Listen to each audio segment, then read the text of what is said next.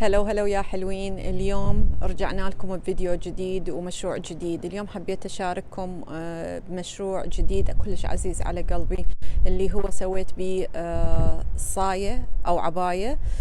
احنا بالعراقي نسميها صايه لأنه تكون مفتوحة من قدام.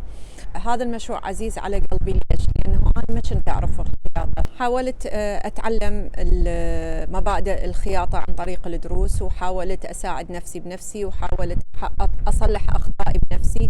صح أكو أخطاء هواية راح تشوفوها، ممكن تلاقوها البروفيشنال بيبل راح يشوفوها وراح they can put their fingers on it. بس إنه الصراحة أنا حبيت أسوي شيء خصني، حبيت أسوي شيء خاص بي، بس عامل الخبرة يلعب دور بهيجي أشياء. وإن شاء الله الجاي راح أكون أحسن، وهذا وعد مني إلكم.